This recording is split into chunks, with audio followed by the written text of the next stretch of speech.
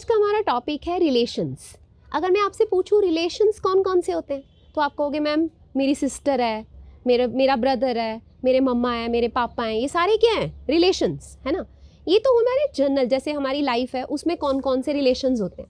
अब ऐसे ही मैथ में भी रिलेशंस होते हैं। तो आज हम क्या सीखने वाले हैं कि मैथ में रिलेशंस वो भी कौन कौन से, राइट। सो रिलेशंस क्या होते हैं? सी हमारे पास रिलेशन का मतलब क्या है कि जैसे मान लो एक फैमिली है, अब दूसरी फैमिली है ना। अगर हम इसको मान लें कि एक सेट ए है और एक सेट बी है, ठीक है, दो फैमिलीज़ हमारी।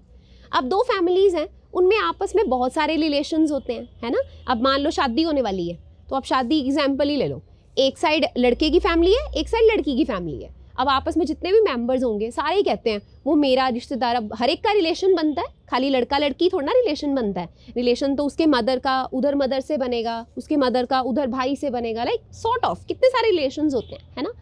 तो मैथ में भी हम लोग इसी तरीके से दो फैमिलीज़ में रिलेशंस डिस्कस करने वाले हैं। अब जो रिलेशंस में सबसे पहला रिलेशन मैं ले रही हूँ वो मैं ले रही हूँ रिफ्लेक्सिव रिलेशन।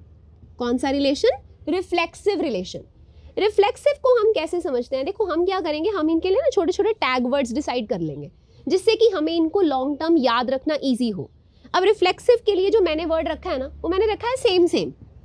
सेम सेम का मतलब क्या हुआ कि मेरा रिलेशन मेरे साथ क्या है या आपका रिलेशन आपके साथ क्या है। देखो हर कोई कहता है कि सबसे पहले ना हमें अपने बारे में पता होना चाहिए। अगर हम मान लो कुछ बाय करने जाते हैं, हम कहते हैं भैया हमने ना शूज़ लेने आज, हम जाते हैं, हमने कहा ये वाला दे दो, मीन्स हमें पता है कि हमें कौन सा शूज़ पसंद है, राइट। लेकिन अगर हम कहें कि ये वाला लें कि ये वाला लें, अगर हम कंफ्यूज्ड हैं मीन्स हम अपने आप को नहीं जानते।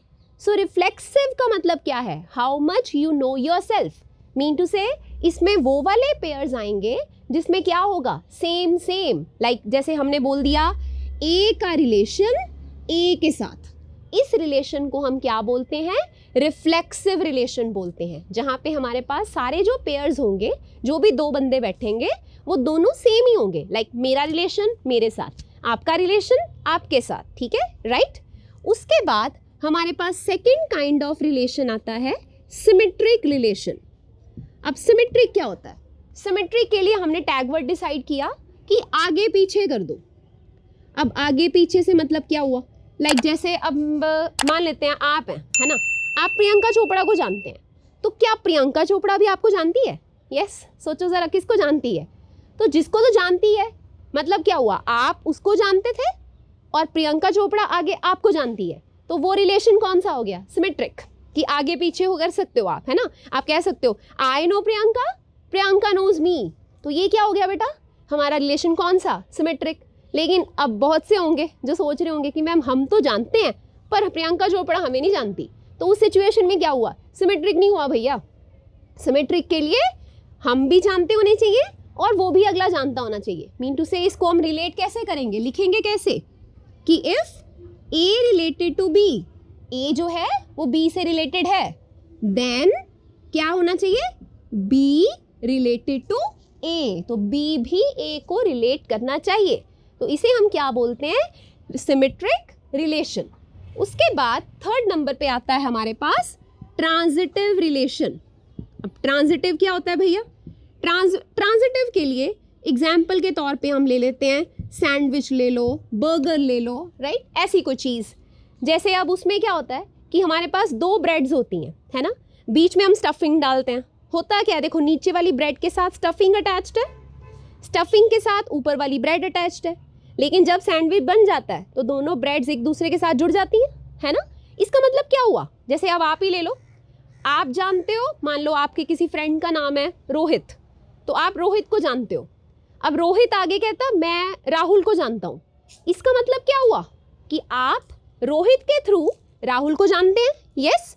तो इसका मतलब क्या हुआ कि हमारा रिलेशन तीसरे बंदे से बन रहा है, दूसरे के थ्रू। इसको मैथ्स में कैसे लिखते हैं हम लोग? हम कहते हैं कि अगर A रिलेटेड है B से एंड B रिलेटेड है C से, ये आप थे, ये कौन था? रोहित, और ये कौन था? राहुल। अब आप किसको जानते हैं? रोहित को। रोहित कैसे जानता है? राहुल को। तो अल्टीमेटली हो क्या गया कि आप किसको जानते हो? राहुल को जानते हो। सो ए किसके साथ रिलेट कर गया, सी के साथ रिलेट कर गया। इस तरह के रिलेशंस को हम क्या बोलते हैं, ट्रांजिटिव रिलेशन।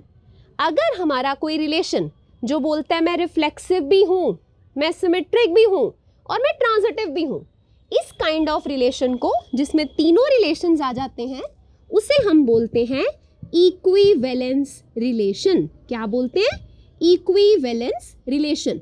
अब हमें एग्जाम्स में क्वेश्चंस आते हैं कि कोई ना कोई रिलेशन वो दे देते हैं और हमें उसे प्रूव करना होता है या चेक करना होता है कि क्या वो इक्विवेलेंस है। तो उसके लिए आप सबसे पहले क्या चेक करेंगे, रिफ्लेक्सिव। रिफ्लेक्सिव का मतलब क्या था, क्या टैग वर्ड डिसाइड किया था हमने, सेम सेम, मतलब जिसमें सेम सेम पेयर्स होते हैं। ए किसके साथ रिलेट करता है, ए के साथ रिलेट करता है। उसके बाद हमने कौन सा किया, सिमेट्रिक। सिमेट्रिक क्या होता है, जहां हम आगे पीछे कर सकते हैं। मीन टू से ए अगर बी के साथ रिलेट करता है तो बी भी किसके साथ रिलेट करेगा, ए के साथ रिलेट करेगा, राइट। उसके बाद आता है ट्रांजिटिव। ट्रांजिटिव में हमने एग्जाम्पल ली थी सैंडविच की, बर्गर की, राइट। तो अगर ए बी के साथ रिलेट करता है, बी आगे सी से रिलेट करता है, तो ए किससे रिलेट करेगा, सी से रिलेट करेगा, ठीक है। और अगर ये तीनों रिलेशंस होंगे तो उस रिलेशन को हम क्या बोलते हैं, इक्विवेलेंस रिलेशन, राइट। ऐसी ही इंफॉर्मेटिव वीडियोस के लिए सब्सक्राइब करना ना भूलें, सिंप्लीफाइंग मैथ्स।